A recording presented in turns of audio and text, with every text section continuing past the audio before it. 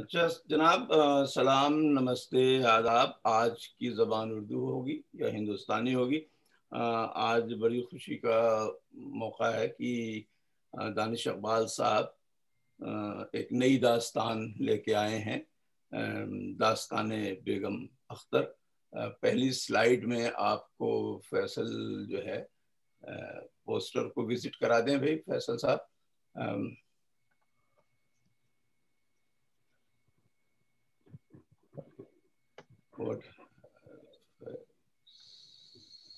وہ ریبوٹ کیا تھا تو بند ہو گئی تھی ساری۔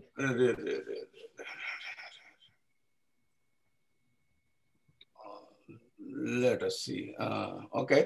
So آپ لوگ پھر سے ریفریش ہو جائیں۔ داستان بیگم اختر، رقص کے پیراہن میں دانش اقبال صاحب جو آپ کے لیے بہت فیملیئر فیس ہیں، نن دلس ان کو ہر بار مجھے فخر محسوس ہوتا ہے انٹروڈیوس کرنے میں۔ آج کے جانے مانے ہندوستان کے پلے رائٹ اور پروفیسر ہیں ماس کمیونیکیشن جامعہ ملیہ اسلامیہ میں، اور ان کے ساتھ آج نیلاکشی ان کا ساتھ دے رہی ہیں۔ بیگم اختر کی غزلوں پہ جو ان کے نرتیہ اور بھاؤ کا معاملہ ہے، تو اس سے زیادہ مجھے اور نہیں کہنا ہے۔ دانش اقبال صاحب بیسیکلی اس کے ہوسٹ بھی ہیں، تو وہی اب آپ کو آگے لے آئیں گے، لے چلیں گے اس محفل میں۔ دانش صاحب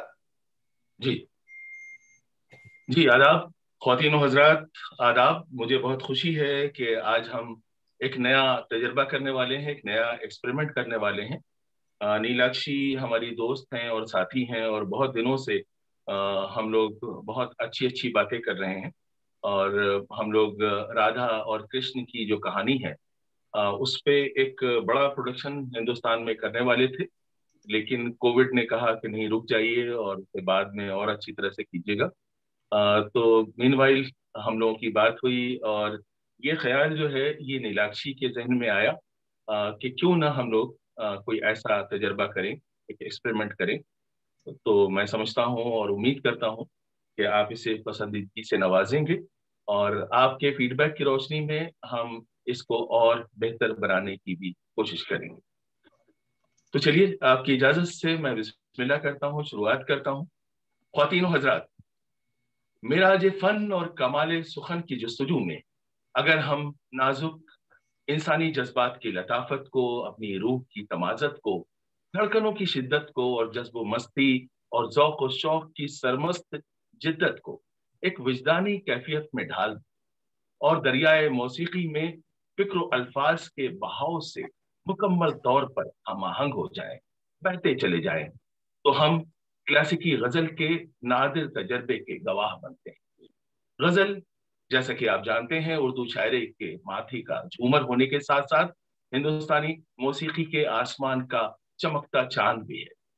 جب جب غزل کا تابناک چاند روشن ہو کر آسمان میں اپنی تجلیاں بکھیرتا ہے، تو دیگر اصناف موسیقی ٹمٹماتے تاروں کی مانند غزل کی چمک دمک کا حصہ بن جاتی ہے۔ غزل بہت سی اصناف فن کا ایک ایسا وجد آگی سنگم ہے جس میں ادب و ثقافت، زبان و بیان اور موسیقی کی صدیوں پرانی روایت کے لاتعداد دھارے آ کر باہم ملتے ہیں، اور ہم کو اپنے ساتھ کیف و مستی کے نادیدہ جزیروں کی جانب بہا لے جاتے۔ ایک ہمہ جہت صنف موسیقی کے طور پر غزل کی آبیاری دہلوی اور لکھنوی تہذیب کے کلاسیکی دور میں ہوئی۔ شاعروں نے فن غزل میں ایسا کمال پیدا کیا کہ میر کے دور میں جب دور دراز کے مسافر اور سیلانی دہلی آتے تھے، تو ہندوستان کے دیگر علاقوں کے لوگ ان سے کہتے تھے کہ لوٹتے وقت میر کی تازہ غزل ساتھ لیتے آئیے گا، اور پھر تازہ ترین غزل جیسے ہی لوگوں تک پہنچتی تھی تو لوگ بے قراری کے عالم میں اسے پڑھتے تھے، آنکھوں سے لگاتے تھے، اور پڑھتے پڑھتے زبانی یاد کر لیتے تھے، گنگناتے جاتے تھے اور گاتے جاتے تھے۔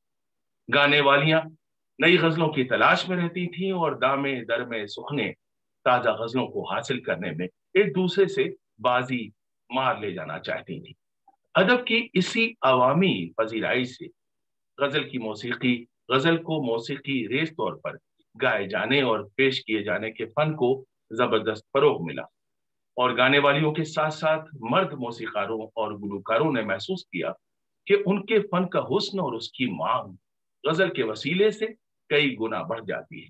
مزے کی بات یہ ہے کہ ابتدائی زمانے میں مرد گلوکار بس خاتون گلوکاراؤں کو گانا سکھایا کرتے تھے اور چنانچہ خود بھی عورتوں کے لہجے میں ہی گایا کرتے تھے۔ ریکارڈڈ غزلوں کے اولی دور میں جن فنکاروں نے اپنے فن کا لوہا منوایا ان میں عنایت بائی، برکت علی خان، کے ایل سہگل اور بیگم اختر جیسے فنکاروں کا نام سر فہرست ہے۔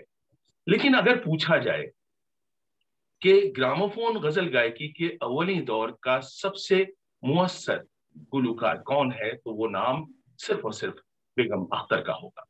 بیگم اختر کو اس بات کا بجا طور پر احساس تھا کہ وہ موسیقی کی ایک عظیم روایت کے تسلسل کی امین تھی، اور انہوں نے ایک ایسے ملک اور ماحول میں آنکھیں کھولی تھیں جس کی فضاؤں میں موسیقی رچتی بستی تھی۔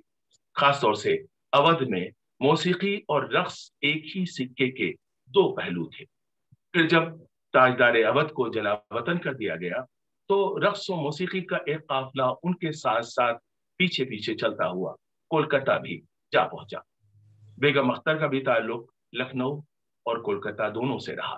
چنانچہ ہم یہ کہہ سکتے ہیں کہ بیگم اختر کی موسیقی اور اس کی پذیرائی ایک ایسا تہذیبی پل ہے جو آزادی سے پہلے کے زمیندارانہ دور اور آزادی کے بعد کے جمہوری دور کو اپنے سروں کے رشتے سے جوڑتا ہے۔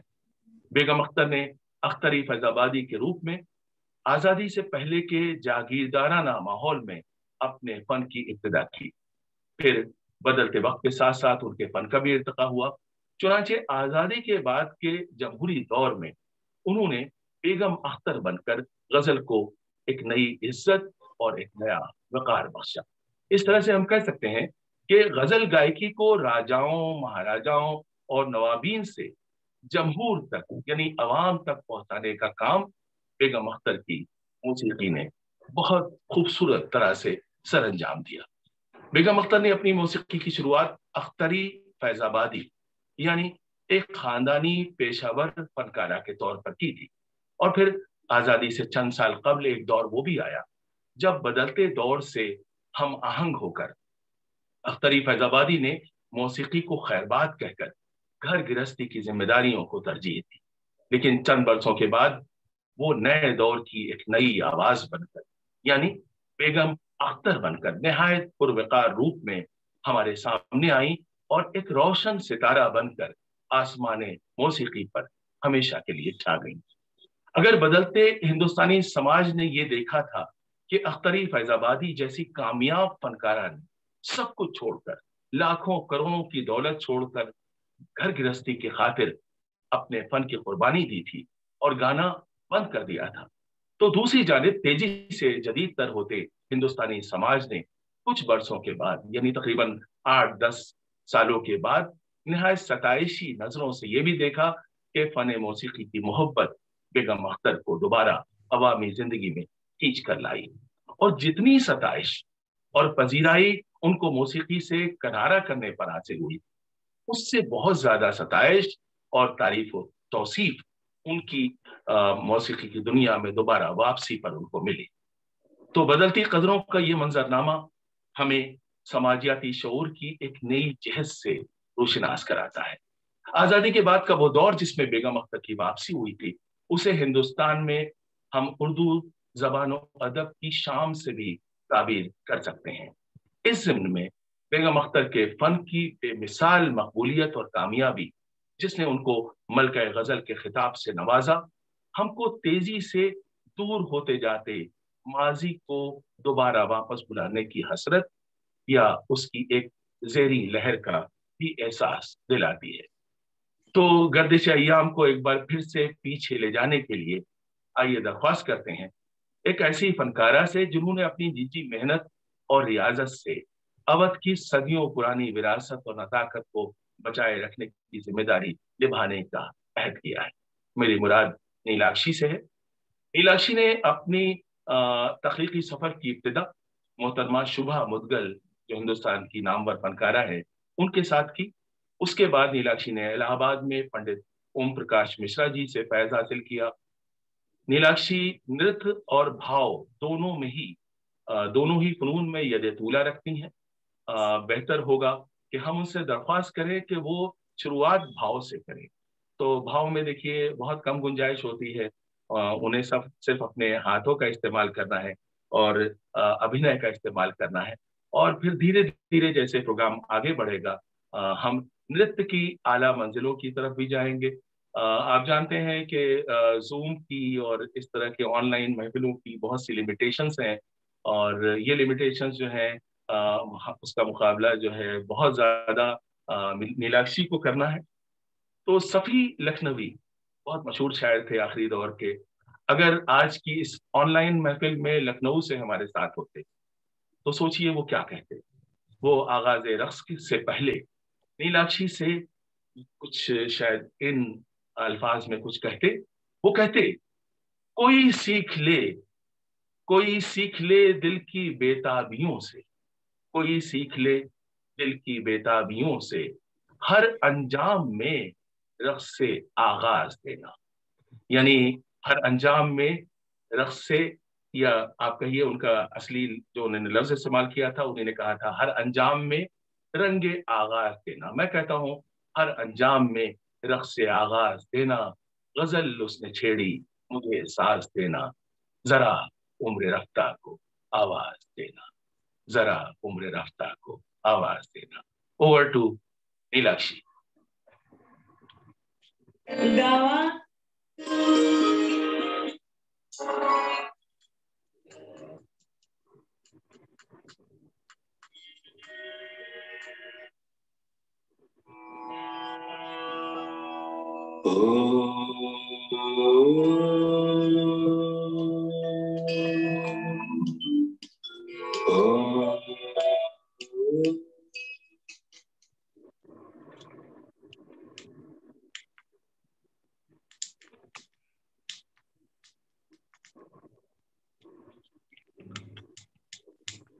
मैं माफी चाहता हूँ कुछ तकनीकी दिक्कतों की वजह से शायद ऑडियो में कुछ दिक्कत आ रही, तो दुआ कीजिए मीनवाइल के ये मसला तय हो जाए जी।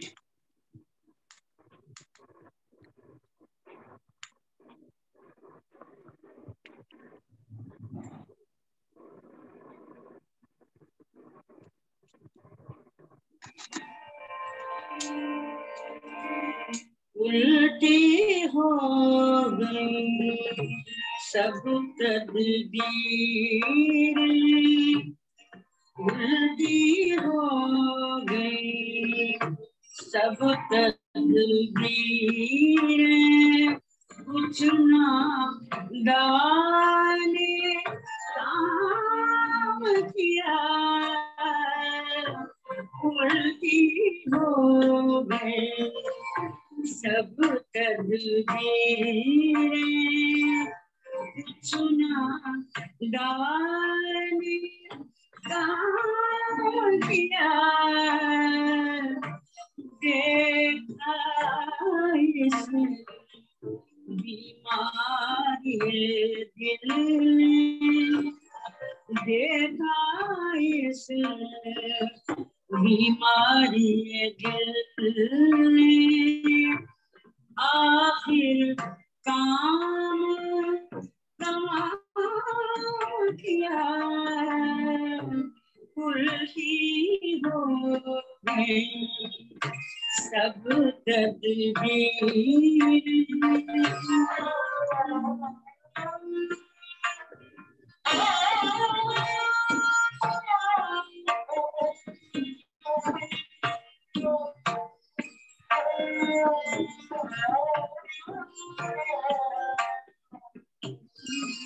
अहद जवानी रो अहद जवानी रो तेरी मेरी आँखें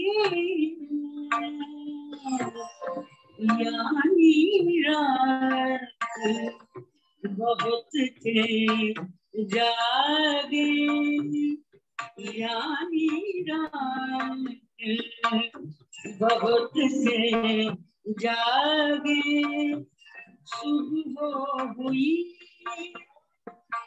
आराम किया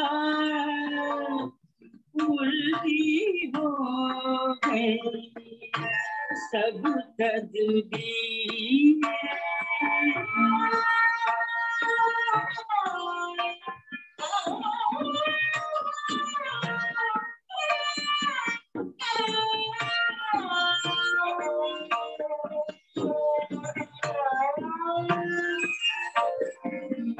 या के सफेदों से हमें हमको दखल जो है सो इतना है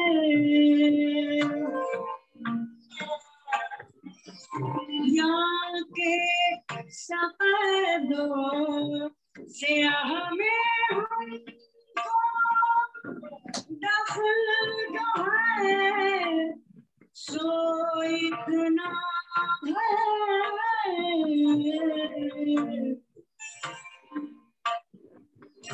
रात को दो सुबह किया रात को दो सुबह किया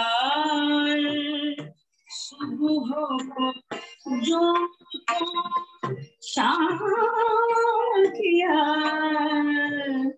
उल्टी हो गई सब तदबीर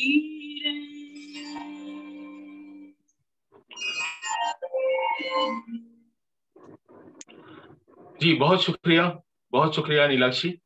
और मैं ख्वातीन हजरात से माफ़ी चाहता हूँ कुछ तकनीकी दुश्वारियों की, और वादा करना चाहूँगा कि किसी दिन किसी ऑडिटोरियम में आपके सामने जब हम इसे पेश करेंगे तो आप इसका सही तरह से इससे लुत्फानंदोज हो पाएंगे। खैर, हम लोग बात कर रहे थे बेगम अख्तर की और उनकी इब्तिदाई ज़िंदगी की, तो मैं अर्ज ये करना चाहूँगा कि अख्तरी फैज़ाबादी की पहली महफिल मौसीकी की कहानी बहुत दिलचस्प है। 1934 में बिहार के एक बड़े हिस्से को सैलाब की भयानक तबाहकारियां झेलनी पड़ी थी। कहते हैं कि उस खतरनाक सैलाब में बिहार का एक शहर सीतामढ़ी तकरीबन पूरी तरह से तबाह ताराज हो गया था। तो कोलकाता के अल्फ्रेड थिएटर में बिहार के मुतासरीन की मदद के लिए मौसीकी की एक कॉन्फ्रेंस का इनेकाद किया गया था। और याद रखिए कि उस जमाने में कोलकाता ही सब कुछ था, दिल्ली की कोई खास अहमियत नहीं थी। इस कॉन्फ्रेंस की शुरुआत मशहूर शहनाई नवाज उस्ताद अमान अली खान साहब और उनके शागिर्द रशीद बिस्मिल्लाह खान साहब ने की थी। इन दोनों फनकारों के बाद एक और नामवर फनकार को इस कॉन्फ्रेंस में अपने फन का जादू बिखेरना था, लेकिन ऐन मौके पर उनकी तरफ से खबर आई कि वो नहीं आ पाएंगे। अब मुंतजमीन के सामने ये चैलेंज था कि हजारों के मजमे के सामने किस फनकार को पेश किया जाए। ऐसे हंगामी हालात में उस्ताद अता मोहम्मद खान साहब ने पेशकश की कि अगर मुंतजमीन पसंद करें तो वो अपनी नई एक शागिर्दा को उस नामवर फनकार की जगह गाने के लिए कह सकते हैं। मुंतजमीन को उस्ताद अता मोहम्मद खान पर तो एतमाद था, लेकिन उनकी नई शागिर्दा के बारे में वो कुछ भी नहीं जानते थे। लेकिन वक्त कम था। दूसरी जानिब खुद नौउम्र अख्तरी भी इस अचानक आई आफत के लिए तैयार नहीं, क्योंकि वो तो खुद दूसरे फनकारों को सुनने के लिए, उनसे सीखने के लिए वहां आई थी। उन्होंने बिल्कुल भी नहीं सोचा था कि उनसे यूं अचानक इतनी बड़ी कॉन्फ्रेंस में गाने के लिए कहा जाएगा। लेकिन उस्ताद के सामने कुछ कहने की उनकी हिम्मत ही नहीं हुई। जब अख्तरी फैजाबादी के नाम का ऐलान किया गया तो स्टेज पर जाने से कबल बस एक बार उन्होंने आसमान की तरफ देखकर दोनों हाथ दुआ के लिए ऊपर उठा दिए कि ऐ परवरदिगार, अब इस नाचीज की इलाज तेरे हाथ में है। आहिस्ता खराम अंदाज से वो स्टेज पर आई। लखनवी अंदाज से दाहिने हाथ को एक अदा से उठाकर उन्होंने हाजरीन को आदाब पेश किया। सारंगी की सुरीली आवाज फिजा में किसी गैर महसूस खुशबू की तरह फैल गई। अख्तरी फैजाबादी ने अलाप शुरू किया तो ये बताना मुश्किल था कि सारंगी की आवाज कौन सी है और अख्तरी की आवाज कौन सी है। गजल कब शुरू हुई, कब खत्म हुई, किसी को कुछ पता न चल सका। और इत्तेफाक ये कि गजल के जो बोल थे गैर शऊरी तौर पर अख्तरी की गजल सराई की ही कहानी कह रहे थे। आप उसका एक शेर देखिए। गजल में शेर था, तूने मेरे हर जाई कुछ ऐसी अदा पाई, तकता है तेरी सूरत हर एक तमाशाई। तो वहां पे जितने भी तमाशाई थे उनकी सूरत तक रहे थे। अख्तरी की सुरीली आवाज से दुनिया ठहर सी गई थी। आवाज की सुरीली लहरों ने वहां मौजूद हर शख्स को वज्द के आलम में पहुंचा दिया था। उस महफिल में मौजूद हर इंसान को अख्तरी की आवाज की बाज़गश्त उस महफिल के बरसों बाद तक अपने दिल में सुनाई देती रही थी। गजल खत्म करने के बाद अख्तरी ने जरा नवाजी का शुक्रिया अदा करते हुए उठना चाहा, लेकिन हाजरीन की जानिब से शोर था और अंग्रेजी में भी आवाजें आ रही थी, मोर मोर मोर। तो हाजरीन के इसरार पर अख्तरी को अपनी दिलनशीन आवाज में उस शाम एक नहीं, दो नहीं, तीन नहीं, बल्कि 4 गजलें पेश करनी पड़ी। उसके बाद दादरों की बारी आई और सांस लिए बिना अख्तरी ने एक के बाद एक 4 गजलें और 5 दादरे सुनाकर महफिल लूट दी। उस महफिल में मुल्क के अहम तरीन लोग मौजूद थे। उस जमाने के जितने फ्रीडम फाइटर्स थे और जितने अहम कांग्रेस के लीडर्स थे वो मौजूद थे। तो सभी लोगों ने उनसे ऑटोग्राफ मांगने शुरू कर दिए। उस महफिल की पहली सफ में बैठी सरोजनी नायडू तेजी के साथ उठकर अख्तरी के पास गई और कहा कि मैं आज की इस महफिल में मुंतजमीन के बार बार इसरार के बाद बस थोड़ी देर के लिए आई थी, लेकिन तुम्हारी मीठी आवाज ने मुझे आखिर तक रुकने न दिया। कल यहीं इसी जगह मेरी तकरीर है। आज मैंने तुम्हें सुना, कल मुझे सुनने तुम्हें आना होगा। सरोजनी नायडू के जाने के बाद अख्तरी ने अपनी वालदा से पूछा कि ये कौन थी। तो मुश्तरी जो उनकी वालदा थी उन्होंने बताया कि ये अंग्रेजी की बहुत मशहूर शायरा हैं, गांधी जी की शागिर्दा हैं और इनका नाम सरोजनी नायडू है और इनको बुलबुले हिंद यानी नाइटिंगेल ऑफ इंडिया के लक़ब से पुकारा जाता है।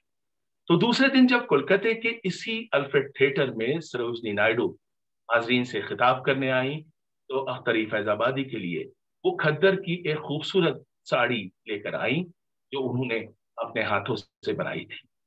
ये तोहफा अख्तरी के लिए एक नादिर एजाज था और एक जमाने तक खद्दर की वो साड़ी उन्होंने अपने पास संभाल कर रखी। तो खिताब के बाद सरोजनी नायडू अख्तरी फैजाबादी को अपनी जाए क़याम पर लेकर गई और कहा कि अब मुझे अपने बारे में सब कुछ बताओ। तो अख्तरी फैजाबादी ने सरोजनी नायडू को जो कुछ बताया वो मैं मुख्तसरन आपको बताने की कोशिश करूंगा। उन्होंने बताया कि उनकी पैदाइश 1914 में अवध तहजीब के असल मस्कन यानी यूपी के शहर फैजाबाद में हुई। सरोजनी नायडू को यह सुनकर जरा भी हैरत नहीं हुई कि अख्तरी का ताल्लुक फैजाबाद के एक तालीम याफ्ता घराने से था और उनके वालिद चौधरी असगर अली लखनऊ में सिविल जज के आला ओहदे पर फाइज थे और अदरवाइज भी वो एक ताल्लुकेदार थे और बहुत अहम इंसान थे अवध के। चूंकि चौधरी साहब ने यानी कि चौधरी असगर अली ने घर वालों की मर्जी के खिलाफ अख्तरी की मां मुश्तरी से शादी की थी, इसलिए जज साहब के खानदान वालों को ये रिश्ता गवारा न था। और दूसरी वजह यह थी कि मुश्तरी का ताल्लुक एक मौसीकार घराने से था और चौधरी असगर अली के खानदान वाले उन्हें अपने बराबर का नहीं समझते थे। जब अख्तरी के वालिदैन यानी असगर अली और मुश्तरी बाई के घर एक साथ 2 बेटियों की पैदाइश हुई तो मसला और संगीन हो गया, क्योंकि उनकी बड़ी प्रॉपर्टी थी और ये हुआ कि अब ये वारिस पैदा हो गए हैं तो ये ले लेंगे। तो उनके जो भाई थे और भतीजे थे और बाकी खानदान के लोग थे उन सब की दुश्मनियां और ज्यादा बढ़ गई, नफरतें और ज्यादा बढ़ गई और पूरी कोशिश ये की जाने लगी कि किसी तरह से असगर अली और उनकी बीवी मुश्तरी की अलहदगी हो जाए। अख्तरी की वालदा को लगातार धमकियां दी जाती थी कि तुमको और तुम्हारी बेटियों को खत्म कर दिया जाए। खानदान वालों की नफरतें इतनी बढ़ी कि एक दिन किसी ने नन्ही बच्चियों को बालूशाही में जहर मिलाकर दे दिया। उस वक्त उनकी उम्र रही होगी 4 साल या 5 साल। तो अनवरी जो उनकी बहन थी उनको बालूशाहियां बहुत पसंद थी, इसलिए उन्होंने अख्तरी का हिस्सा भी मांग कर जिद करके खा लिया। नतीजे में अख्तरी बच गई, लेकिन जुड़वा बहन अनवरी न बच सकी और साजिश के बायस अल्लाह को प्यारी हो गई। अख्तरी की वालदा का इस हादसे से दिल टूट गया। वो इतनी खौफजदा हो गई कि सब कुछ छोड़कर वो वहां से चली गई बिहार के शहर गया में जाकर, बल्कि गया में भी एक गांव में जाकर छुपी और एक गुमनाम मकाम पर रहने लगी ताकि उनके दुश्मन उनकी बच्ची तक कभी न पहुंच सके। असगर अली के खानदान वालों की कोशिशें कामयाब हो गईं और असगर अली और उनकी बीवी के बीच नाचाकी हो गई। नौउम्र माँ यानी मुश्तरी के लिए ये मरहला आसान नहीं था। अख्तरी ने जब सरोजिनी नायडू को बताया कि उनकी वालदा मुश्तरी ने कितनी परेशानियां और कितनी तकलीफें उठाकर अपनी बेटी की परवरिश की है, तो सरोजिनी नायडू की आंखें नम हो गई। किसी भी दूसरी आम माँ की तरह मुश्तरी फैजाबादी की भी यही ख्वाहिश थी कि अख्तरी पढ़ लिख कर अपने घर की हो जाएगी, लेकिन अख्तरी ने पढ़ने लिखने में कोई दिलचस्पी नहीं ली और मौसीकी की पारखी मुश्तरी ने यह भांप लिया था कि अख्तरी की आवाज लाखों में एक है। खेल खेल में भी जब वो कुछ गाती थी तो सब लोग ठिठक कर रह जाते थे। अख्तरी जब सिर्फ 7 बरस की थी तो कहा जाता है कि मलका जान, जो कि एक आर्मीनियन आर्टिस्ट थी और उस जमाने में उनकी बहुत इज्जत थी अंग्रेजों में और नवाबीन में, तो वो किसी महफिल के लिए फैजाबाद आई थी और वहीं पहली मर्तबा उन्होंने अख्तरी में छुपे जौहर को पहचाना। चुनांचे कई बाज़ौक़ लोगों की राय से अख्तरी की मौसीकी की तालीम शुरू हुई। तो अख्तरी के पहले उस्ताद पटने के नामवर सारंगी नवाज इमदाद खान साहब थे, जो कोलकाता की नामवर गुलकारा यानी कि गौहर जान और उनकी वालदा मलका जान के साथ काम किया करते थे। लेकिन गौहर जान के कोलकाता से मैसूर चले जाने के बाद वो अपने वतन आगरा आने के बजाय पटना आ गए थे। तो उस्ताद इमदाद खान सारंगी के साथ साथ सितार के भी बहुत अजीम फनकार थे। अब यहाँ पे काबिल जिक्र बात यह है, और आप इसे यूट्यूब पे रिसर्च करके भी देख सकते हैं, कि किसी हिंदुस्तानी साज की पहली रिकॉर्डिंग इन्हीं उस्ताद इमदाद खान के सितार की है, जो सोहनी कव्वाली के नाम से जानी जाती है। तो इससे आप अंदाजा लगा सकते हैं कि कितने बड़े बड़े लोगों ने बेगम अख्तर को सिखाया था। अख्तरी के मामू उस्ताद इमदाद खान को जानते थे, इसी तवस्सुस से अख्तरी की तरबियत दरअसल गया में शुरू हुई। फिर उस्ताद इमदाद खान को 7 साल की जो अख्तरी थी उस वक्त 7 साल की जब उन्होंने सीखना शुरू किया तो उनकी आवाज तो बहुत पसंद आई, लेकिन उन्हें यह देखकर मायूसी हुई कि अख्तरी से क्लासिकी मौसीकी के मुश्किल रियाज नहीं होते थे। वो बहुत नाजुक थी, बहुत जल्दी थक जाती थी और नींद आने लगती थी। तो उनके नन्हे मुन्ने गालों पे तमाचे मार के जो है उन्हें जगाया जाता था, पानी का छींटा दिया जाता था। देखा जाए तो आज के हिसाब से काफी जुल्म सितम किया जाता था, लेकिन वो दौर दूसरा था, उस जमाने में सिखाने और पढ़ाने के तरीके दूसरे थे। तो चुनांचे मैं बता रहा था कि ये सारी बातें सरोजिनी नायडू और अख्तरी के बीच में हुई, और इस तरह से सरोजिनी नायडू जो है अख्तरी के बारे में बहुत कुछ जान गई कि किस तरह अख्तरी के पहले उस्ताद इमदाद खान आगरे वाले उनको कई कई दिन घंटों तक राग कामोद, वो कहा जाता है उन्हें राग कामोद का ऑब्सेशन था, तो राग कामोद का रियाज कराते थे और नन्ही सी जान रियाज करते करते रो पड़ती थी, लेकिन उस्ताद पर कोई असर नहीं पड़ता था। कई बार अख्तरी रियाज के दौरान थक कर सो जाती थी, लेकिन उस्ताद इमदाद खान वहीं बैठकर उसके जागने का इंतजार करते थे ताकि रियाज को इख्तिताम तक पहुंचाया जा सके। तो अख्तरी के दूसरे उस्ताद थे तानरस घराने के मशहूर फनकार अता मोहम्मद खान साहब। उन्होंने ही अख्तरी को ख्याल, ठुमरी और दादरे जैसी असनाफ में ताक किया।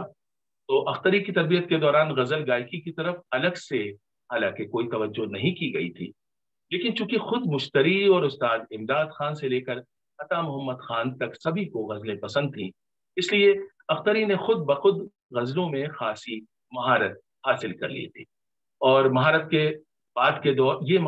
बाद के दौर में उनके बहुत काम आई और उनके मखसूस अंदाज की पहचान बनी। याद कीजिए, उनकी गजल का एक लहजा जो था वो उदास लहजा था, और वो उदास लहजा क्यों था? क्योंकि उस दौर की मायूसी और इज्तिमाई गम की वो लहजा अक्कासी करता था।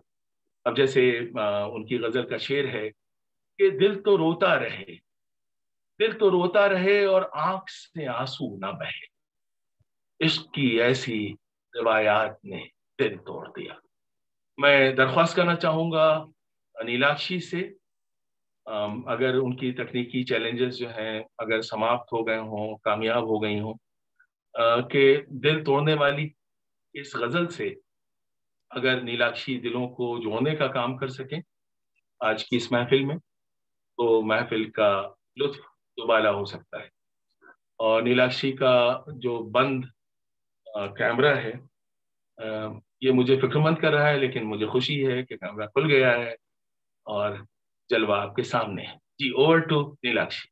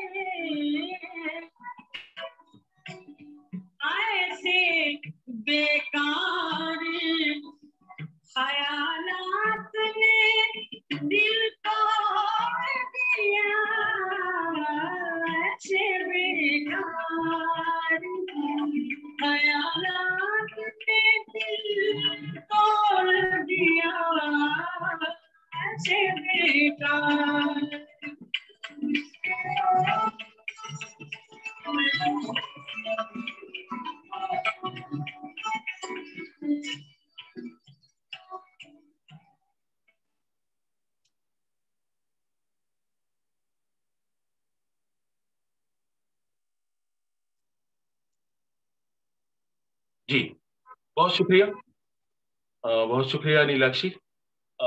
تو چلیے ہم لوگ بات کر رہے تھے اختری کی تعلیم کی اور ان کی جو موسیقی کی تربیت تھی اس کی بات کر رہے تھے. تو میں آپ کو بتانے کی کوشش کر رہا تھا کہ اختری کے جو استاد تھے عطا محمد خان صاحب، وہ رات کے 3 بجے ننھی بچی کو اٹھا کر صبح کے راگ سے ریاض شروع کراتے تھے اور پھر وقفے وقفے سے یہ ریاض دن بھر کی ریاضت کے بعد رات کے راگ یعنی راگ یمن پر ختم ہوتا تھا. کہا جاتا ہے کہ 1.5 سال تک استاد عطا محمد خان نے اختری کو صرف بھیرویں راگ ہی سکھایا. 9 سال کی اختری تب تک ہو چکی تھی، وہ اس راگ سے تنگ آ گئی، لیکن استاد نے کوئی اور راگ سکھانے سے انکار کر دیا. اختری نے ایک دن تنگ آ کر اپنی ماں سے کہا کہ یہی ایک راگ بار بار گا کر وہ پوری طرح سے بیزار ہو چکی ہے اور اب نہ بھیرویں اور نہ ہی کوئی اور راگ وہ سیکھنا چاہتی. کہتے ہیں کہ اختری کی بیزاری اور یکسانیت کا پارا اس دن آسمان پر تھا इसलिए उसने कहा कि अगर यही तालीम होती है तो उसे नहीं सीखनी मौसीकी वो सीखी। ये कहकर अख्तरी घर के पाई बाग में सहेलियों के साथ खेलने चली गई। अख्तरी लौटी तो उसने देखा कि उस्ताद दुनिया व माफिया से बेखबर आंखें बंद किए एक उदास सा राग गा रहे थे। शाम हो चुकी थी, आसमान पर कहीं सुर्खी तो कहीं सुरमई स्याही थी। ऐसे ख्वाबनाक से माहौल में अख्तरी को उस राग गुनकली में एक अजीब सी कशिश महसूस हुई। अख्तरी वहीं बैठ गई और उस्ताद अता मोहम्मद खान की गायकी में खो गई। थोड़ी देर में अख्तरी ये बात भूल चुकी थी कि उसने अभी थोड़ी देर पहले ये कहा था कि वो मौसीकी नहीं सीखना चाहती है। उस्ताद खामोश हुए तो उन्होंने आंखें खोल के देखा तो अख्तरी ने कहा कि मुझे आप ये राग सिखाइए। अता मोहम्मद खान मुस्कुराए और कहा, लेकिन इसके लिए तुम्हें जान तोड़ मेहनत करनी होगी, तुम मेहनत नहीं कर पाती हो। अख्तरी ने मुकम्मल एतमाद से कहा कि मैं करूंगी। उस्ताद को अपनी शागिर्दा के मुंह से ये बात सुनकर बहुत अच्छा लगा। अख्तरी का अज़्म सच साबित हुआ और कहते हैं कि उस दिन के बाद से फिर उन्होंने रियाज से जी चुराना बंद कर दिया। तो चुनांचे 9 साल से 12 साल तक की उम्र के दौरान अख्तरी ने जी जान से मौसीकी का रियाज किया। एक वक्त में 6-7 घंटे लगातार गाने का रियाज उनके लिए उस दौर में आम बात थी। आप अंदाजा लगा सकते हैं कि हम लोग जब किसी क्लासरूम में लेक्चर देते हैं तो 1 घंटे के बाद हम लोग थक जाते हैं। आप इमेजिन कीजिए कि एक छोटी उम्र की लड़की, बच्ची, जो कि कमजोर थी और सेहत भी बहुत ज्यादा साथ नहीं देती थी, 6 घंटे की रियाज का क्या आलम होता होगा। तो इसी रियाजत की बदौलत आखिरकार अख्तरी को वो आवाज हासिल हुई जो उनकी पहचान थी, और उसके बाद वो उस आवाज से जो चाहती थी कर लेती थी, जो चाहती थी गा देती थी, और जो चाहती थी उस जज्बे का इजहार कर देती थी। अख्तरी अभी 12 या 13 बरस की रही होंगी कि उस्ताद अता मोहम्मद खान ने महसूस किया कि गया उनके लायक जगह नहीं है और उनको कोलकाता में होना चाहिए। चुनांचे अख्तरी की माँ बेहतर मुस्तकबिल की तलाश में बेटी को लेकर कोलकाता आ गई और अता मोहम्मद खान साहब भी उनके साथ साथ कलकत्ता आ गए। कोलकाता में ये माँ बेटी रिपन स्ट्रीट के एक कमरे के छोटे से मकान में रहती थी। बहुत सी दिक्कतों का सामना था, लेकिन ये लोग मुकाबला कर रही थी। और अख्तरी की वालदा मुश्तरी, उनकी अलहदगी हो गई थी, उनकी कोई आमदनी नहीं थी, तो अपने पुराने जेवरात, जो उनके निजी जेवरात थे, उसे बेच बेच कर घर का खर्चा चलाती थी। नौउम्र अख्तरी अपनी वालदा की माली परेशानियों से अच्छी तरह वाकिफ थी और हर वक्त ये सोचती रहती थी कि किस तरह वो माँ का हाथ बटा सके। तो अख्तरी एक कंसर्ट में एक गाना गाने के लिए गई, जहां उनकी मुलाकात एक गैर मुल्की ग्रामोफोन कंपनी के जिम्मेदारों से हुई, जो कि जर्मन लोग थे और इनको अंग्रेजी भी ठीक से नहीं आती थी उस दौर में। तो कैसे आपस में बात हुई होगी। बहरहाल ग्रामोफोन कंपनी के लोगों ने उनसे कहा कि आप हमारी कंपनी के लिए रिकॉर्ड बनाने का कॉन्ट्रैक्ट मंजूर कर लीजिए।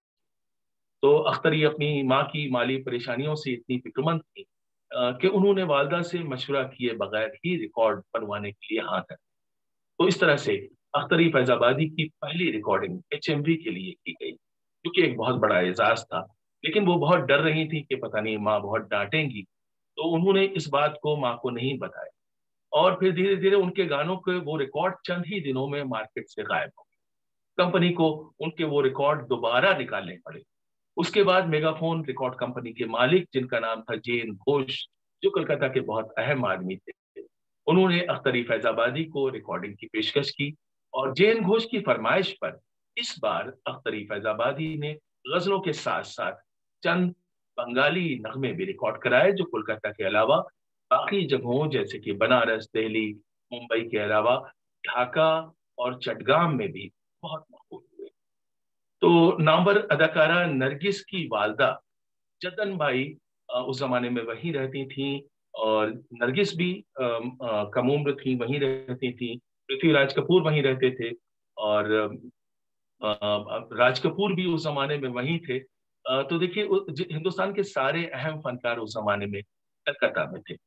तो अदाकारा नरगिस की वालदा जद्दन बाई की दोस्ती अख्तरी की माँ मुश्तरी से थी, और ये लोग एक जमाने से एक दूसरे को जानते थे। जद्दन बाई उस जमाने में कलकत्ता में गाना गाती थी और उनके गाने ऑल इंडिया रेडियो के कलकत्ता स्टेशन से नष्ट किए जाते। तो जद्दन बाई को मालूम था कि ये अख्तरी कितना अच्छा गाती हैं। तो एक दिन उन्होंने अख्तरी से कहा कि अगर तुम रेडियो से गाना गाओगी तो तुम्हारी आवाज घर घर में गूंजेगी। अख्तरी ने कहा, जद्दन खाला, रेडियो वाले मुझे क्यों बुलाएंगे, क्योंकि वहां तो कोई मुझे जानता तक नहीं है। जद्दन भाई ने कहा, तुम्हारे रिकॉर्ड की वजह से तमाम रेडियो स्टेशन तुम्हारी गायकी के मोतरिफ हैं, और ये जो तुमने कहा कि वो तुम्हें क्यों बुलाएंगे, तो आज तुम मेरी एक बात लिख कर रख लो कि तुम्हें जिंदगी के आखिरी पल तक हर जगह से बुलाया जाएगा। हम लोग आगे आगे देखेंगे कि जद्दन बाई की ये पेशिन गोई कितनी ज्यादा सच साबित हुई। और उन्होंने कहा, जद्दन बाई ने एक शेर पढ़ा था, वो मैं दोहराना चाहूंगा।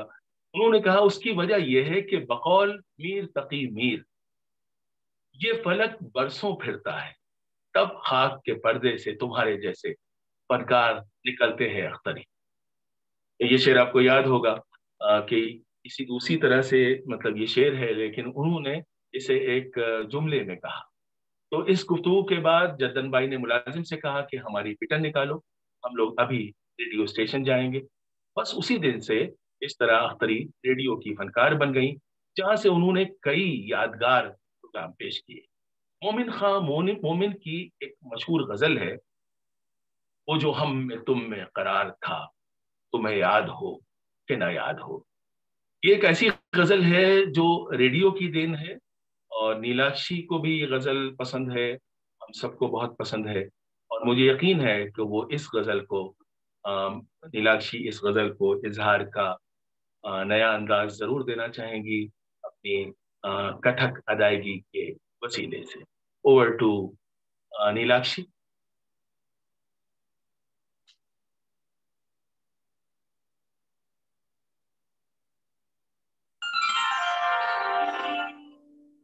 मुझ हम में तुम में करार था, तुम्हें याद हो के ना याद हो। मुझ हम में तुम में करार था, तुम्हें याद हो के ना याद हो। वही वही निभाता, तुम्हें याद हो के ना याद हो। वही याद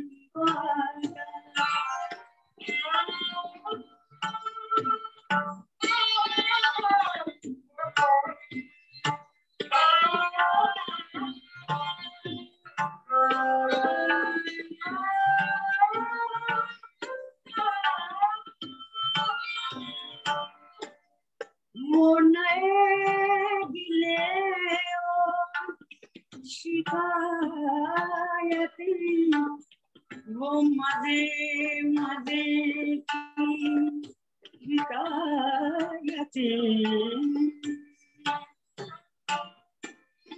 वो नए गिले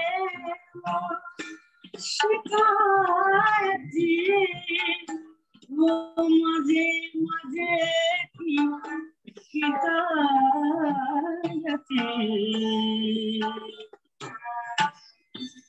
वो हर एक बात पे रूठना, तुम्हें याद हो के ना याद हो।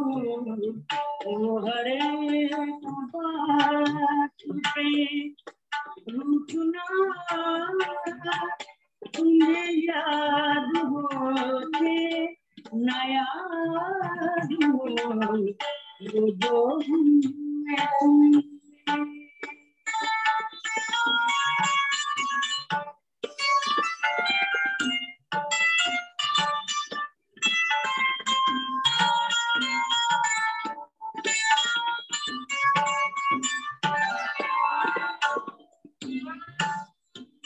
कभी हमने तुमने भी चाहती,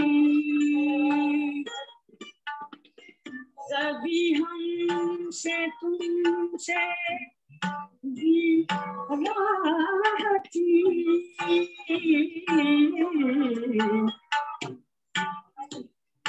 कभी हमने तुमने भी चाहती, कभी हमसे तुमसे भी राहती,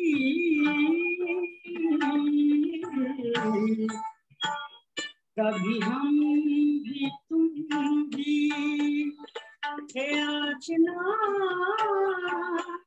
तुम्हें याद हो के ना याद हो, कभी हम भी तुम भी थे आचना, तुम्हें याद हो के ना याद हो, वो जो हमने तुम।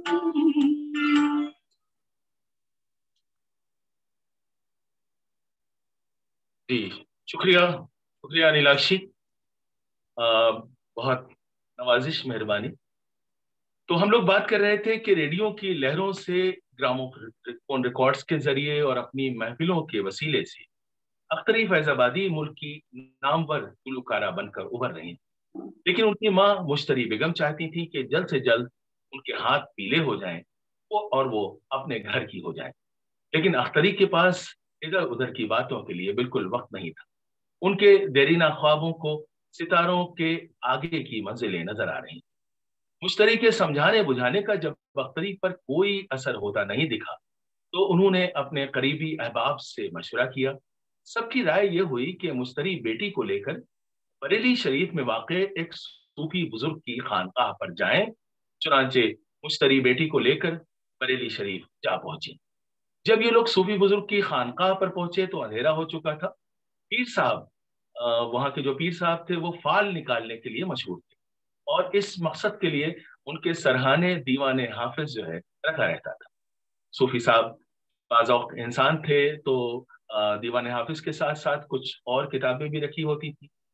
तो मुश्तरी ने जैसे ही पूछा कि मेरी बेटी की जिंदगियों में खुशियों और कामरानियों की बहार कैसी आएगी, तो सूफी साहब ने सरहाने से दीवान हाफिज उठाकर अख्तरी को दे दिया और कहा कि बेटा बिस्मिल्लाह कहकर पहले आंखें बंद करो और फिर इस दीवान का कोई भी सफा खोलो और किसी भी सतर पर उंगली रखो।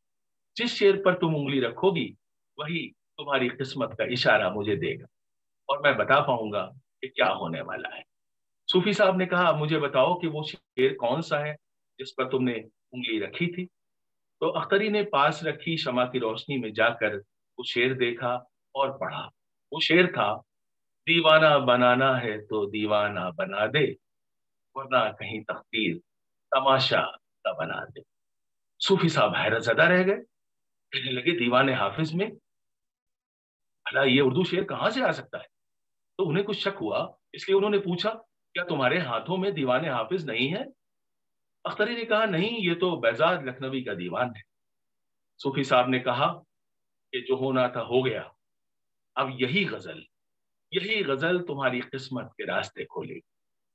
और जल्द ही ये पेशीन गोई सही साबित हुई जब बेगम अख्तर की गाई इस गजल ने मकबूलियत के तमाम रिकॉर्ड तोड़ दिए और उनकी जिंदगी को भी नए माने दिए। हम ये बाद में देखेंगे कि वो किस तरह से उनकी जिंदगी में ये गजल और उसके बोल दोबारा वापस आए।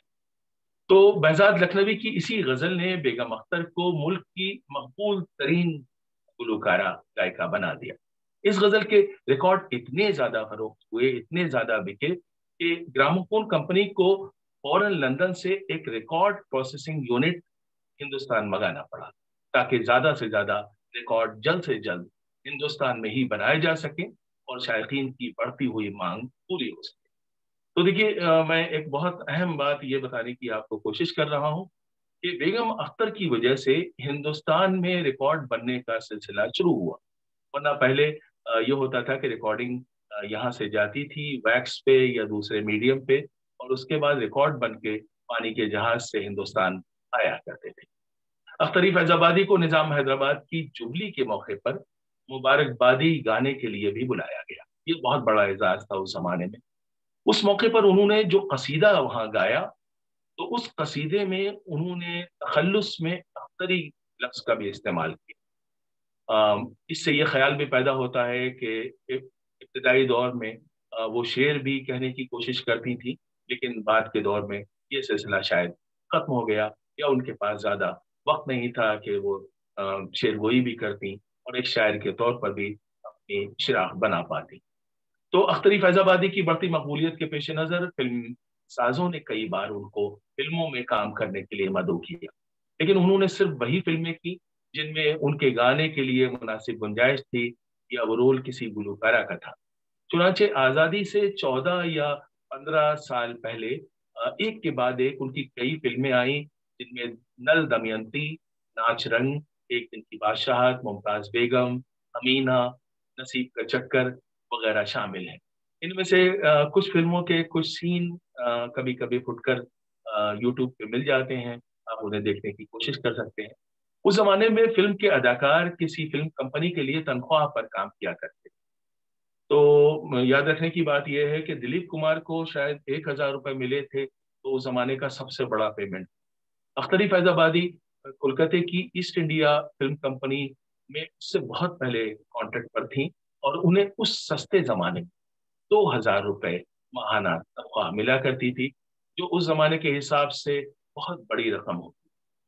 अख्तरी फैजाबादी की मकबूलियत और शोहरत इतनी बढ़ी कि महबूब खान, जो उस जमाने के सबसे कामयाब फिल्मसाज थे और बाद के दौर में उन्होंने मदर इंडिया जैसी फिल्म हिंदुस्तान को दी, वो खुद मुंबई से चलकर कोलकाता पहुंचे सिर्फ अख्तरी फैजाबादी को राजी करने के लिए, ताकि वो उनकी फिल्म रोटी में गा सके। बाद में अनिल बिस्वास जो इसके म्यूजिक डायरेक्टर थे, उनसे काफी झगड़ा हो गया। वो एक लंबी कहानी, हम उस पर बात नहीं करते हैं। तो हम आपसे ये बताने की कोशिश कर रहे हैं कि बेगम अख्तर की असल पहचान उनकी मुनफरिद अंदाज की गायकी थी, और यही वजह है कि बेगम अख्तर ने फिल्मों के बजाय अपनी मौसीकी पर बहुत तवज्जो दी। और कहा जाता है कि ये गौहर जान के मशवरे से हुआ। गौहर जान ने कहा था कि नहीं, तुम सिर्फ गाने पे तवज्जो दो, तो उन्होंने फिल्मों में तवज्जो देना बंद कर दी। उन्होंने फिल्मों के लिए प्लेबैक को भी मना कर दिया था। मदन मोहन से खानदानी ताल्लुकात थे, तो सिर्फ मदन मोहन 2 फिल्मों में उनकी गजलें ले पाए। और उसके अलावा दूसरा एक्सेप्शन है कि सत्यजीत रे की बहुत इज्जत करती थी। तो सत्यजीत रे ने जब अपनी फिल्म जलसा घर के लिए उनको मदऊ किया और कहा कि ये रोल आपको सामने रख कर लिखा गया, तो उन्होंने उसे कबूल किया। और ये एक यादगार फिल्म है, आप कभी भी इसे यूट्यूब पे देख सकते हैं। और इसमें जो उनका जो सीन है जिसमें वो गा रही हैं, वो बहुत खूबसूरती से पिक्चराइज किया गया। खैर, अख्तरी फैजाबादी आज़ादी से 5 साल पहले यानी कि 1942 में अपने शहर लखनऊ वापस आ गई, क्योंकि कलकत्ता की महफिलें जो है उजड़ गई थी और जो राजधानी है वो दिल्ली आ गई थी। और फ्रीडम मूवमेंट की वजह से काफ़ी अफरा तफरी थी, कलकत्ता के हालात अच्छे नहीं थे, लड़ाई झगड़े और हड़तालें वगैरह वगैरह। तो लखनऊ वापस आकर उन्होंने अपनी पूरी तवज्जो सिर्फ और सिर्फ क्लासिकी मौसीकी पर मरकूज कर दी।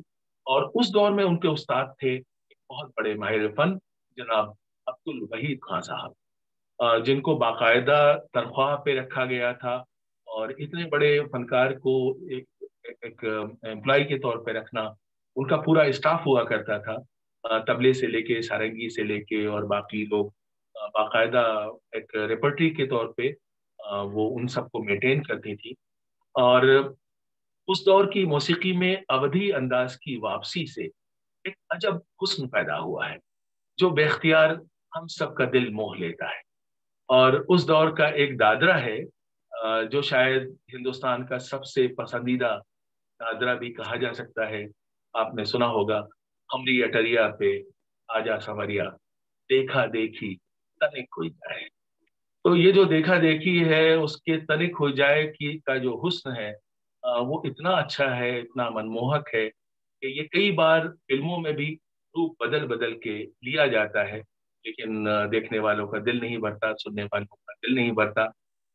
लेकिन जो असल दादरे का असल मनमोहक सौंदर्य है, हम कहेंगे, जो उसकी कशिश है, उसका तो जवाब सिर्फ उन्हीं की आवाज में है। तो एक बार फिर मैं नीलाक्षी से कहना चाहूंगा कि नीलाक्षी, ये दादरा अगर आप पेश करें तो बहुत अच्छा है।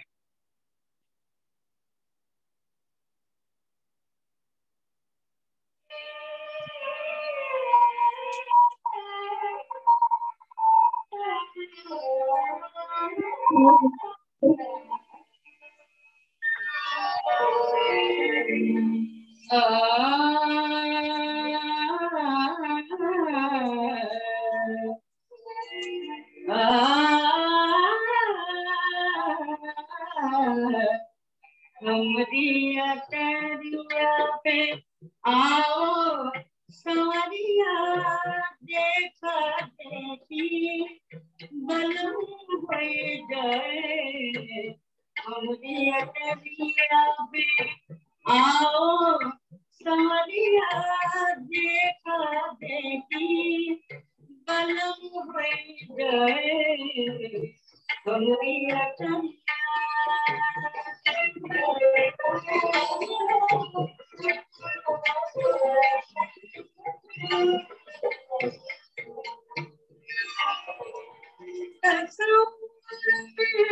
चले आते हो बातें भी होती है,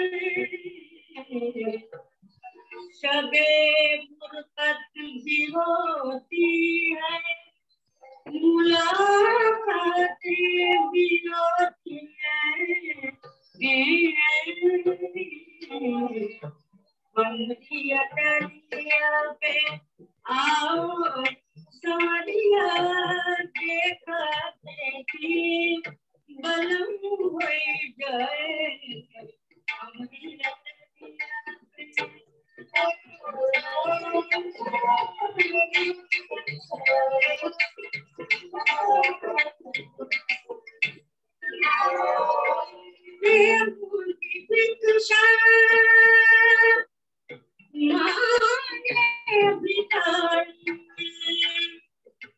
लाज हमारी रखियो साधन,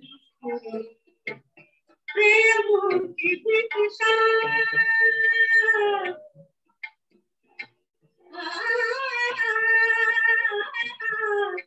प्रेम की भिक्षा मांगे भिखारन, लाज हमारी रखियो साधन। आओ सजन हमरे द्वारे सारा झगड़ा खत्म हो जाए। आओ सजन हमरे द्वारे सारा झगड़ा खत्म हो जाए। हमरिया तेरिया पे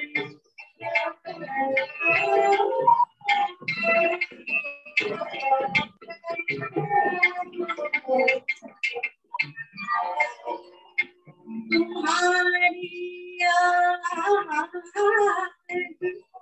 आंसू बन के आई चश्मे मीरा में,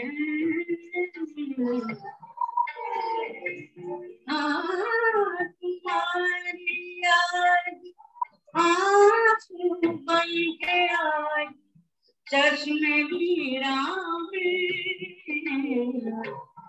गहे किस्मत के वीरानों में बरसातें भी होती हैं।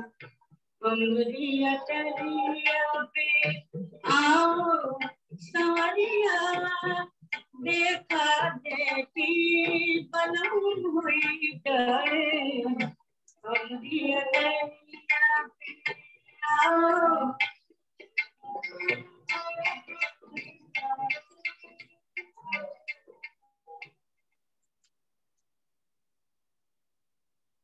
जी बहुत शुक्रिया नीलाक्षी, बहुत शुक्रिया, नवाजिश आपकी, मेहरबानी करम। तो ख्वातीन और हज़रात, हम लोग बात कर रहे थे कि मुख्तलिफ राग रागनियों पर बेगम अख्तर की महारत का ये आलम था। ये बड़े बड़े माहिरीन जैसे कि पंडित रविशंकर भी उनके जबरदस्त मदाह थे।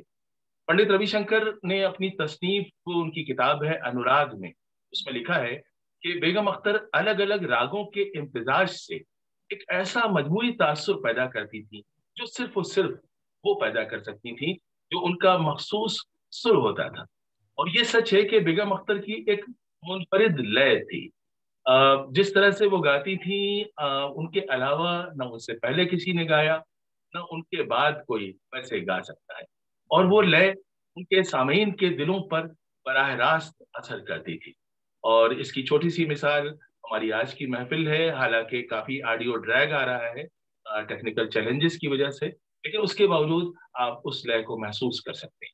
और दूसरी अहम बात यह थी कि बेगम अख्तर का तलफ्फुज़ और अल्फाज की अदायगी बेमिसाल थी। उनकी गाई गालिब और मीर की गजलें इस हकीकत की बेहतरीन मिसाल है। बेगम अख्तर ने मीर व सौदा से लेकर फिराक, जिगर, फैजाद लखनवी, फैज, सुदर्शन फाखिर, शकील बदायूनी, कैफी आजमी, शाह तमकनत जैसे शायरों के कलाम से मुकम्मल इंसाफ किया है। आप सभी जानते हैं कि फिराक साहब कितने तुनक मिजाज इंसान थे और कितनी जल्दी स्नब कर देते थे लोगों को। कहा जाता है कि उनकी गजल का जब एक मिसरा बेगम अख्तर ने उनके सामने गुनगुनाया तो उनकी आंखों से आंसू बहने लगे, वो रो पड़े। और इस पे हमें वो बात याद आती है कि हमारे जो नवाब वाजिद अली शाह साहब थे, उनका कहना था कि मर्द को तकलीफ में नहीं रोना चाहिए, मर्द को अगर उसे कत्ल कर दिया जाए मरते वक्त नहीं रोना चाहिए, और मर्द सिर्फ सिर्फ अच्छी मौसीकी, अच्छी शायरी और अच्छे रक्स को देखकर रो सकता है। तो ये एक बात मुझे याद आई जो कि मैंने नहीं सोचा था कि मैं आपके साथ ये शेयर करने वाला हूँ। खैर, मैं आपसे कह रहा था कि शायरों के कलाम से उनकी आवाज ने, उनके अंदाज ने मुकम्मल तौर पर इंसाफ किया है। कहा जाता है कि जिस वक्त बेगम अख्तर शकील बदायूनी की मशहूर गजल मोहब्बत तेरे अंजाम पे रोना आया, इसकी रिकॉर्डिंग कर रही थी, तो उस जमाने में उन पर फ्लू का बहुत जबरदस्त हमला हुआ था और नज़ले जुकाम की वजह से वो इस रिकॉर्डिंग से मुतमईन नहीं थी। लेकिन जब ये रिकॉर्डिंग सुनी गई तो सबको बहुत पसंद आई और आज भी ये गजल बेगम अख्तर की बेहतरीन गजल तस्वर की जाती है और सुनने वालों को वज्द की कैफियत में पहुंचा देती। बैरिस्टर इश्तियाक अहमद अब्बासी साहब से बेगम अख्तर की शादी की कहानी भी खासी दिलचस्प है। आप सबने सुन रखी है, लेकिन उसके कुछ हिस्से मैं आपको याद दिलाना चाहूंगा कि इश्तियाक अहमद अब्बासी साहब इंग्लिस्तान के तालीम याफ्ता बैरिस्टर होने के साथ साथ लखनऊ के अहम लोगों में शुमार होते थे, काकोरी के ताल्लुकेदार थे और उनसे शादी किसी भी लड़की के लिए एजाज की बात हो सकती। कहा जाता है कि जब बेगम अख्तर की वालदा अख्तरी को नौउम्री के दिनों में वो लेके जब उनको बरेली के सूफी बुजुर्ग की खानकाह गई थी, तो उन बुजुर्ग ने कहा था कि बेजाद लखनवी की गजल दीवाना बनाना है तो दीवाना बना दे, अख्तरी की कामयाबियों का रास्ता तय करे। उसने इत्तेफाक ये रहा कि बेगम अख्तर से मिलने से पहले इश्तियाक अहमद अब्बासी साहब को उनकी इसी गजल ने दीवाना बना रखा। और कहा जाता है कि एक शाम अख्तरी फैजाबादी अपनी नई कार में, उस जमाने में लखनऊ में बहुत से लोगों के पास कार नहीं होती थी, शहर में चंद ही कारें थी, तो लखनऊ की एक सड़क पर से बहुत तेजी से उनकी कार जा रही थी। कार की रफ्तार खासी तेज थी। इत्तेफाक से अब्बासी साहब सड़क पार कर रहे थे और उनको कार की रफ्तार का अंदाजा नहीं था। उन्होंने सोचा कि वो कार के नजदीक आने से पहले सड़क पार कर लेंगे, तो अख्तरी फैजाबादी की कार पूरे ब्रेक लगाने के बावजूद अब्बासी साहब से महज चंद इंच पहले जाकर रुकी और ब्रेक लगने में अगर एक लम्हे की भी देर हो जाती तो अब्बासी साहब मजरूह हो सकते थे। बेगम अख्तर ने खुद कार से उतरकर एक अजनबी इंसान से माफी मांगी। अब सोचने की बात यह है कि आज के दौर में ऐसे कितने लोग होंगे जो अचानक ब्रेक लगने पे कार से उतरे और किसी राह चलते आदमी से माफी। उन्होंने माफी मांगी अब्बासी साहब से। दूसरी जानिब अब्बासी साहब भी शर्मिंदगी का इजहार करने लगे कि उनकी वजह से हादसा होते होते बचा। और गुफ्तगू के दौरान शाम का वक्त था, अब्बासी साहब को एहसास हुआ कि इन मोहतरमा की शक्ल जो है कुछ जानी पहचानी सी क्यों लग रही है। उन्होंने अचानक पूछा, माफ कीजिएगा, कहीं आप मशहूर गुलकारा अख्तरी फैजाबादी तो नहीं है? अख्तरी ने कहा, चूंकि अब मैं लखनऊ में रहती हूँ इसलिए आप मुझे अख्तरी लखनवी भी कह सकते। तो इस तरह अब्बासी साहब और अख्तरी फैजाबादी की पहली मुलाकात हुई। कुछ दिनों के बाद एक मुशायरा था जिसमें दोनों एक दूसरे से दोबारा मिलकर खुश हुए और इस तरह दोनों की कभी कभी महफिलों में मुलाकातें होने लगी। तीसरी या चौथी मुलाकात में गुफ्तगू के दौरान अब्बासी साहब ने यूं ही कहा कि जदीद दौर के लोगों के नजदीक शोहरत और मकबूलियत से बढ़कर कोई और चीज नहीं है। अख्तरी ने कहा, आप यकीनन ये बात मर्दों के लिए कह रहे हैं, क्योंकि एक औरत के लिए शोहरत और मकबूलियत से कहीं बढ़कर अहम बात यह है कि वो एक अच्छी बीवी और अच्छी खातून खाना बन सके। अब्बासी साहब को ये सुनकर हैरत के साथ साथ खुशी भी हुई कि अख्तरी फैजाबादी जैसी कामयाब खातून घर की सादा जिंदगी को तरजीह देने की बातें कर सकती हैं। तो अब्बासी साहब ने यूं ही मजाक में कहा कि अगर कभी आपसे कोई ये पूछे कि सारी शोहरत और मकबूलियत को भूलकर क्या आप एक खुशहाल घरेलू जिंदगी गुजारना पसंद करेंगे, तो खुद आपका क्या जवाब हो?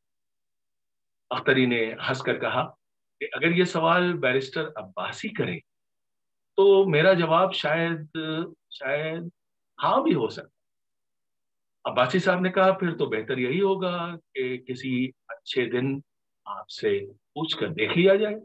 इस बात पर दोनों लोग खूब हंसे और ये बात आई गई हो गई। कहा जाता है कि यही वो दौर था जब नवाब रामपुर के साहबजादे भी दबी जमान से रिश्ते की ख्वाहिश का इजहार कर चुके थे। अक्सर उनके घर आ जाते थे और उनकी मेहमान नवाजी करने में बहुत ज्यादा खर्चा होता था, क्योंकि कहा जाता है एक जमाने में वो आए तो सस्ते जमाने में 50,000 रुपए का खर्चा किया गया उनको रिसीव करने। तो अख्तरी ने एक दिन अब्बासी साहब की एक अजीजा थी, उनका नाम था सईदा अहमद, उनसे कहा कि आप इश्तियाक अब्बासी साहब से मेरी शादी की बात कीजिए। तो इस तरह से हम ये नहीं कह सकते कि ये लव मैरिज थी या अपनी मर्जी की मैरिज थी, क्योंकि बाकायदा फिर शादी की बात चलाई गई और सईदा अहमद के बीच में पड़ने से ये शादी हो सकी। निजी जिंदगी से एक बार फिर अगर हम उनकी मौसीकी की तरफ वापस आए तो एक और बात ये याद आती है कि बेगम अख्तर से पहले ख्याल गाने वाले लोग ठुमरी या दादरे वगैरह को काबिले इतना नहीं समझते, लेकिन बेगम अख्तर ने अपनी गायकी से इन असनाफ को लाइट क्लासिकी मौसीकी के दर्जे पर तस्लीम कराने का काम सर अंजाम दिया। अब ये गुफ्तगू रोक कर हमें नीलाक्षी से पूछना चाहिए, नीलाक्षी आप तक हमारी आवाज पहुंच रही है कि अब वो बेगम अख्तर के किस शाहकार से हमें मुतारिफ कराना पसंद करें?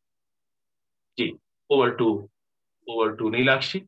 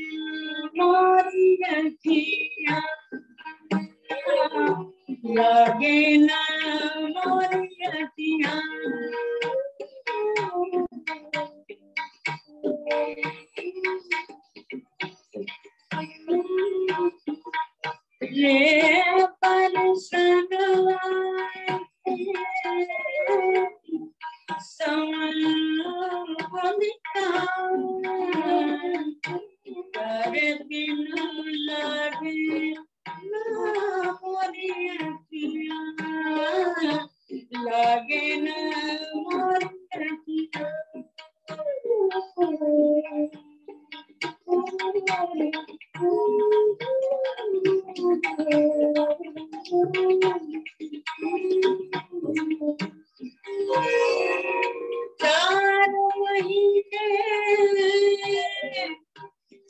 मर खा के आए, 4 महीने मर खा के आए, अब रुलाए हमारे सैया प्यारे दिल, लागे ना मोरी अखियाँ, लागे ना मोरी अखियाँ, लागे साजन को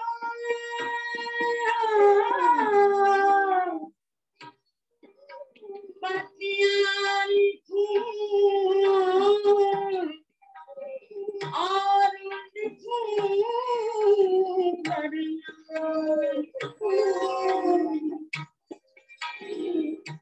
साजन को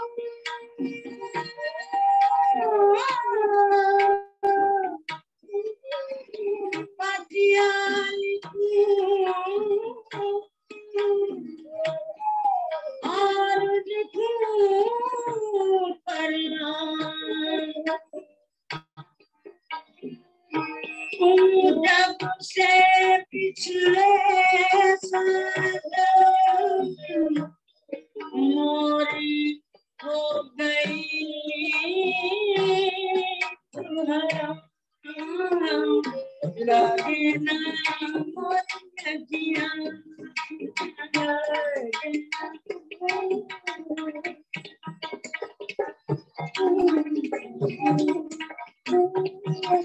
लागे ना मोरी अखियाँ, लागे ना मोरी अखियाँ, बरसत लागी सावन बुंदिया करे दिल, लागे ना मोरी अखियाँ।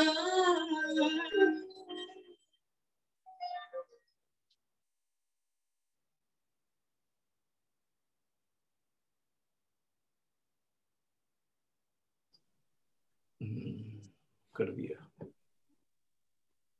जी बहुत शुक्रिया नीलाक्षी। बेगम अख्तर ने शादी के बाद खुद को बाहरी दुनिया से बिल्कुल अलग थलग कर लिया और एक मुकम्मल घरेलू जिंदगी गुजारने लगी। बैरिस्टर अब्बासी साहब का खानदान एक अदामत पसंद खानदान था। वैसे मैं ये क्यों कह रहा हूँ, जमाने के सभी खानदान अदामत पसंद हुआ करते थे, इसलिए बेगम अख्तर का ताल्लुक मौसीकी से पूरी तरह खत्म हो गया। बदकिस्मती से उनका आंगन बच्चों की मासूम किलकारियों से भी महरूम रहा। शादी के कुछ साल बाद उनकी वालदा का भी इंतकाल हो गया। वालदा की मौत ने उन्हें बहुत दिल बर्दाश्त कर दिया। वो माँ की जुदाई से बहुत उदास रहने लगी और माँ के अलावा उनका दुनिया में कोई था भी नहीं। इसी दौर में बेगम अख्तर को कई बार तेज दर्द उठता था पेट में, जो किसी तरह किसी दवा से कम नहीं हुआ। और जब दर्द की बाकी दवाएं बेकार साबित हुई तो उनको मॉर्फिन के उस दौर में इंजेक्शन दिए जाने और मॉर्फिन के अलावा भी बहुत सी जो नशीली चीजें होती हैं उनका इस्तेमाल उस जमाने में दवा के तौर पर किया गया। उनकी जिंदगी का ये दौर बहुत तकलीफदेह दौर था। उन्हें धीरे धीरे डिप्रेशन की शिकायत हो गई। साइकेट्रिस्ट और दीगर माहिरीन को दिखाया गया। माहिरीन ने नतीजा ये अख्ज़ किया कि उनकी पजमुर्दगी और डिप्रेशन का इलाज यही है कि ये फिर से मौसीकी से जुड़ जाए। मजबूर होकर अब्बासी साहब ने बेगम अख्तर को फिर से गाने की इजाजत दी और ये इलाज सचमुच कारगर साबित हुआ और बहुत ही जल्द वो पूरी तरह से सेहतियाब हो गई और इस तरह से बेगम अख्तर की जिंदगी का दूसरा और सबसे अहम दौर शुरू हुआ। और सबसे ज्यादा खुशी की बात यह है कि जो उनका डिपेंडेंस था, सब्सटेंस अब्यूज नहीं कहना चाहिए, मॉर्फिन और इस तरह की चीजों का, वो सब भी उन्होंने पूरी तरह से उस पर काबू कर लिया। मौसीकी की दुनिया में बेगम अख्तर की वापसी से हिंदुस्तानी मौसीकी को एक खोया हुआ खजाना दोबारा हाथ आ गया। बेगम अख्तर की वापसी में ऑल इंडिया रेडियो ने एक अहम किरदार अदा किया। बेगम अख्तर ने तकरीबन 8 साल का दौर तारीख़ दुनिया होकर तन्हाई में गुजारा था और मौसीकी की महफिलों का माहौल पूरी तरह से भूल चुकी थी, उनका कॉन्फिडेंस भी खत्म हो गया था। चुनांचे जब वो 1950 में तकरीबन 10 साल के बाद ऑल इंडिया रेडियो के लखनऊ स्टेशन गई तो उन्होंने कहा कि रिकॉर्डिंग के वक्त स्टूडियो में कोई और नहीं। चुनांचे उनकी इब्तिदाई रिकॉर्डिंग्स मुकम्मल तन्हाई में थी। दूसरी अहम बात बेगम अख्तर की वापसी ये रही कि चूंकि अब्बासी साहब का खानदान बहुत रवायती सोच रखता था, इसलिए बेगम अख्तर ने अपने शौहर की ख्वाहिश के मुताबिक लखनऊ की किसी महफिल में कभी कुछ नहीं गाया। धीरे धीरे दूसरे शहरों में ऑल इंडिया रेडियो के जो इनवाइटेड ऑडियंस प्रोग्राम्स होते थे उसमें बेगम अख्तर ने शिरकत करनी शुरू की और मौसीकी की दुनिया में उनकी वापसी से हिंदुस्तान भर के शाकीन झूम उठे। 1950 में अपनी वापसी से लेकर 1974 तक तकरीबन 24 साल बेगम अख्तर ने मलका-ए गजल बनकर अपने चाहने वालों के दिलों पर राज किया। उम्र के आखिरी दिनों में गजलों के अलावा बहुत ही कम चीजें उन्होंने पुराने दौर की गाई। कभी इंदिरा जी ने बुला लिया या फखरुद्दीन अली अहमद साहब उनको राष्ट्रपति भवन बुलाते थे, तो शाज़ो नादिर ही किसी खास निजी महफिल में उन्होंने होरी गाई हो। आप जानते हैं कि होरी एक गाने का एक फॉर्म है जो अवध में बहुत पसंद किया जाता है, एक मखसूस अंदाज है। तो मैं दरख्वास्त करना चाहूँगा एक बार फिर से नीलाक्षी से। नीलाक्षी तक अगर मेरी आवाज़ पहुँच रही है। जी जी हूँ यहाँ पे। जी नीलाक्षी, तो अगर आप होरी की याद ताज़ा कर सकें तो हम हाँ जी बिल्कुल।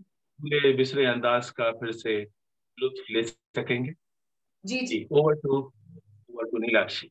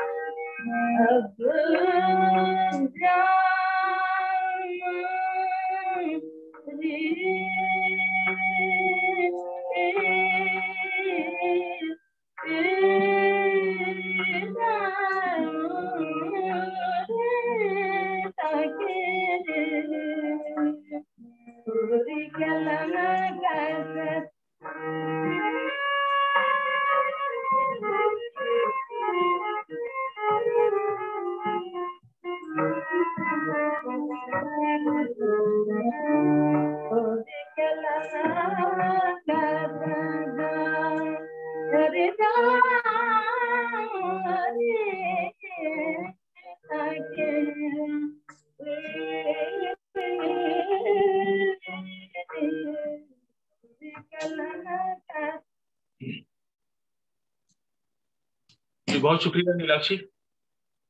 تو ہم لوگ بات کر رہے تھے کہ بیگم اختر فنکاروں کے اس آخری قبیلے سے تعلق رکھتی تھیں جو گلے سے نہیں گاتی تھی بلکہ ساز دل کو اپنی آواز بنا کر گاتی تھی. غزل درشی دل فریب صنف سخن کو مزید حسن بخشنے کا کام اختری فیض آبادی نے اپنی رسیلی آواز اور خوبصورت سروں سے شروع کیا، لیکن غزل کو عزت، وقار اور لازوال شرف قبولیت انہوں نے بیگم اختر کی حیثیت سے اپنی بے مثال ادائیگی سے بخشی. یعنی کہ ہم یہ کہہ سکتے ہیں کہ ان کی زندگی کے دو دور ہیں، تو بہت واضح اور صاف صاف الگ الگ دور ہے. اور جو ان کی زندگی کا بعد کا دور ہے اس نے غزل کو غزل بنانے میں، غزل گائکی کو سب سے اہم صنف موسیقی بنانے میں بہت اہم رول ادا کیا. 30 اکتوبر 1974 کے بدقسمت دن ایک کنسرٹ میں شمولیت کے لیے وہ احمد آباد میں مدعو تھیں. وہ اسٹیج پر اپنے فن کا جادو جگا رہی تھی جب ان پر دل کا ایک اور دورہ پڑا. ان پہ کئی دورے پڑ چکے تھے لیکن کوئی اثر نہیں ہوا. وہ اسی انداز سے اپنے سارے کام کرتی رہیں. تو بیگم اختر شاید اکیلی ایسی فنکار تھیں جو گاتے گاتے خالق حقیقی سے جا ملی. 30 اکتوبر 1974 کو ملکہ غزل ملک غزل سے منہ موڑ کر ساقی غزل کی محفل آباد تک میں چل دی. ان کے جسد خاکی کو بذریعہ ہوائی جہاز لکھنؤ لے جایا گیا، جہاں اپنی والدہ کے پہلو میں ان کی تدفین ہوئی. ان کی قبر پر لگے سنگ مرمر پر جو نقاشی ہے، کبھی آپ اسے جا کے دیکھیں گے تو اسے دیکھ کر بے اختیار تاج محل کے گل بوٹے یاد آ جاتے ہیں جہاں پہ وہ پیٹرن بنا ہوا ہے. سرہانے لگے ہار سنگھار کے پیڑ سے موسیقی کے اس تاج محل پر ہر صبح نورانی پھولوں کی، زرد و سفید پھولوں کی بارش ہو گئی. بقول اقبال، آسماں تیری لہت پر شبنم افشانی کرے، آسماں تیری لہت پر شبنم افشانی کرے، سبزے نورستہ اس گھر کی نگہبانی کرے.